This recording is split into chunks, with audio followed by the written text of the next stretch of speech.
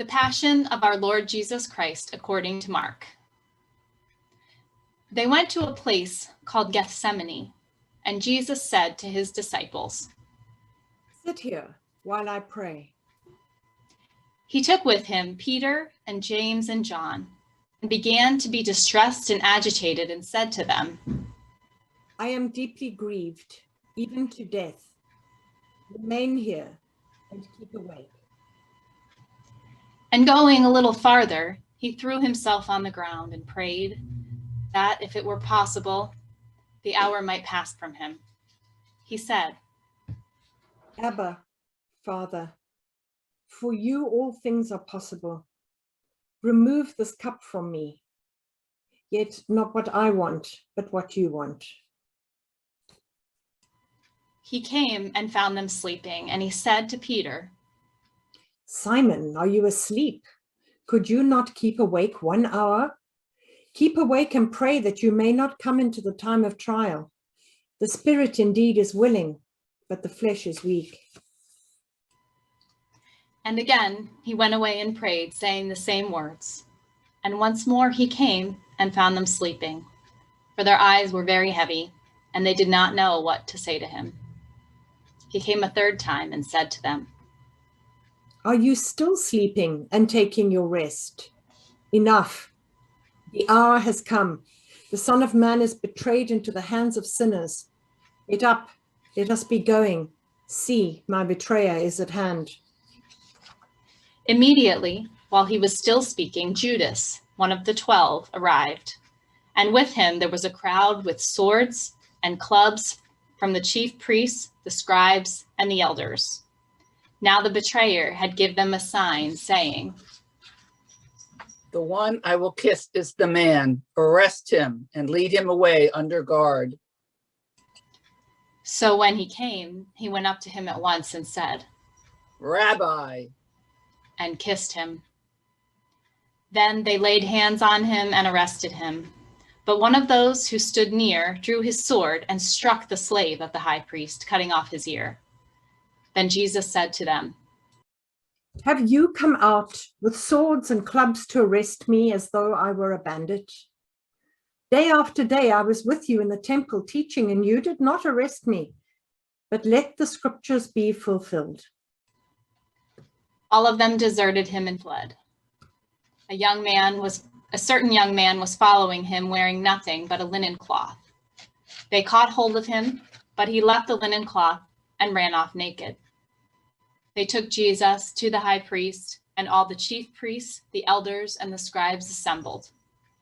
Peter had followed at a distance, right into the courtyard of the high priest, and he was sitting with the guards, warming himself at the fire. Now the chief priests and the whole council were looking for testimony against Jesus to put him to death, but they found none. For many gave false testimony against him, and their testimonies did not agree. Some stood up and gave false testimony against him, saying, "We heard him say, 'I will destroy this temple that is made with hands, and in 3 days I will build another not made with hands.'" But even on this point, their testimony did not agree. Then the high priest stood up before them and asked Jesus, "Have you no answer? What is it that they testify against you?" But he was silent and did not answer. Again, the high priest asked him, "Are you the Messiah, the Son of the Blessed One?" Jesus said, "I am, and you will see the Son of Man seated at the right hand of power and coming with the clouds of heaven." Then the high priest tore his clothes and said, "Why do we still need witnesses? You have heard his blasphemy. What is your decision?" All of them condemned him as deserving death.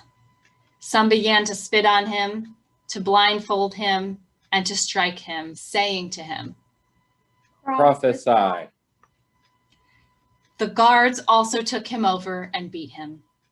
While Peter was below in the courtyard, one of the servant girls of the high priest came by. When she saw Peter warming himself, she stared at him and said, "You also were with Jesus, the man from Nazareth." But he denied it, saying, I do not know or understand what you are talking about. And they went out into the forecourt. The cock crowed, and the servant girl, on seeing him, began again to say to the bystanders, This man is one of them. but again he denied it. Then after a while, the bystanders again said to Peter, Certainly you are one of them, for you are a Galilean. but he began to curse, and he swore an oath. I do not know this man you are talking about. At that moment, the cock crowed for the second time. Then Peter remembered that Jesus had said to him, Before the cock crows twice, you will deny me 3 times. And he broke down and wept. And as soon as it was morning, the chief priests held a consultation with the elders and scribes and the whole council. They bound Jesus, led him away, and handed him over to Pilate. Pilate asked him, Are you the king of the Jews? He answered him. You say so. Then the chief priests accused him of many things. Pilate asked him again, Have you no answer? See how many charges they bring against you. But Jesus made no reply, so that Pilate was amazed. Now at the festival, he used to release a prisoner for them, anyone for whom they asked. Now a man called Barabbas was in prison with the rebels who had committed murder during the insurrection.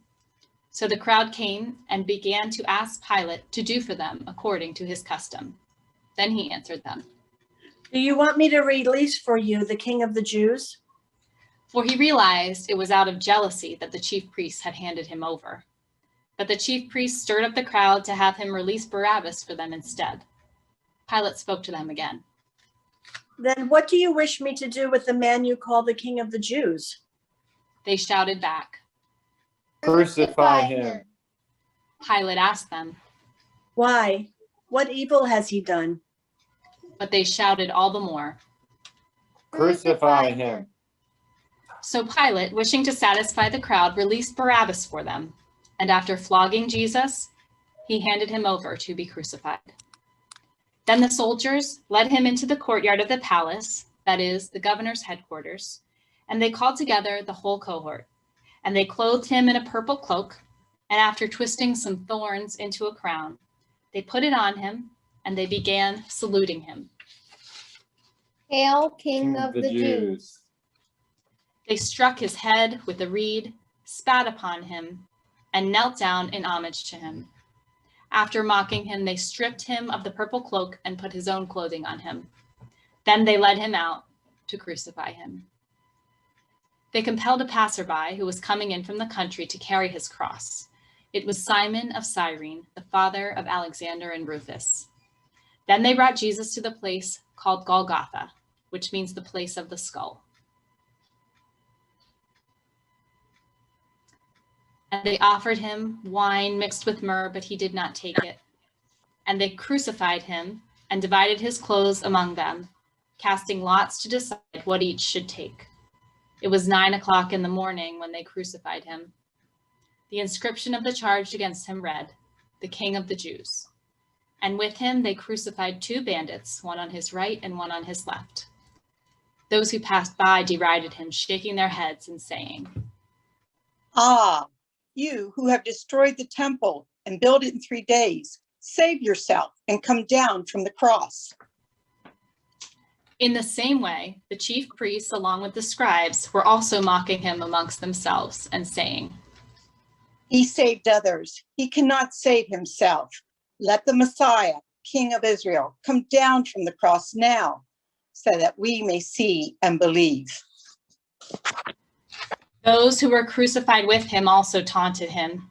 When it was noon, darkness came over the whole land until 3 p.m.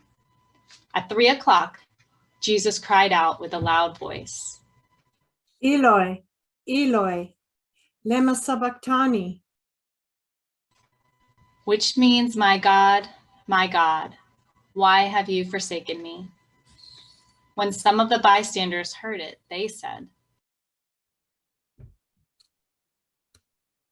Listen, he is calling for Elijah. and someone ran filled a sponge with sour wine, put it on a stick, and gave it to him to drink, saying, Wait, let us see whether Elijah will come to take him down. Then Jesus gave a loud cry and breathed his last. And the curtain of the temple was torn in two from top to bottom. Now, when the centurion who stood facing him saw that in this way he breathed his last, he said, Truly, this man was God's son.